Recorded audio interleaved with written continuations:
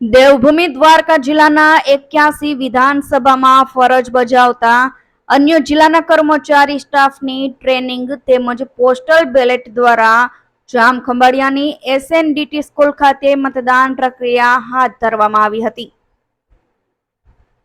લોકસભા ચૂંટણીને હવે ગણતરીના જ દિવસો બાકી રહ્યા હોય ત્યારે દેવભૂમિ દ્વારકા જિલ્લા વહીવટી તંત્ર અને ચૂંટણી વિભાગ તમામ તૈયારીઓને આખરી ઓપ આપી રહ્યું છે।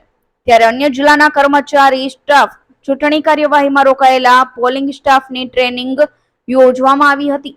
તેમજ અન્ય જિલ્લામાંથી 81 વિધાનસભામાં ફરજ બજાવતા કર્મચારીઓને જેમને પોસ્ટલ બેલેટ પ્રાપ્ત થઈ ગયા હતા તેમનું પોસ્ટલ બેલેટ દ્વારા મતદાન કરવાની પ્રક્રિયા જામખંભાળિયાની SNDT સ્કૂલ ખાતે હાથ ધરવામાં આવી છે, જેમાં દેવભૂમિ દ્વારકા જિલ્લા કલેક્ટર તેમજ તમામ ચૂંટણીના ઉચ્ચ અધિકારીઓ દ્વારા યોગ્ય વ્યવસ્થા ગોઠવવામાં આવી હતી અને કોઈ પણ કર્મચારીને કાંઈ પણ જાતની તકલીફ ન પડે અને પોતાની ફરજ ખૂબ જ સારી રીતે નિભાવી શકે તે પ્રમાણેની તમામ તૈયારીઓ દ્વારકા જિલ્લા વહીવટી તંત્ર અને ચૂંટણી વિભાગ દ્વારા કરવામાં આવેલ છે।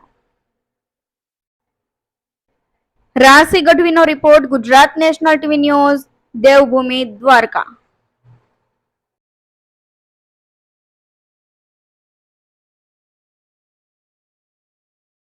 દ્વારકા જિલ્લામાં અને ખંભાલિયા અને દ્વારકા એસીના જે પોલિંગ સ્ટાફ છે જેમની સેકન્ડ ટ્રેનિંગ આજે ચાલી રહી છે, જે અંતર્ગત મતદાન સહાયતા કેન્દ્ર પણ ઊભું કરવામાં આવેલું છે।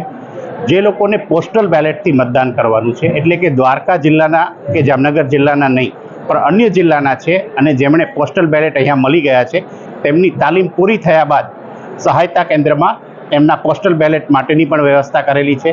ખૂબ જ સુચારુ રૂપે તાલીમ થઈ રહી છે અને સહાયતા કેન્દ્રની મારફતે તેઓ પોસ્ટલ બેલેટથી આજે મતદાન કરી રહ્યા છે।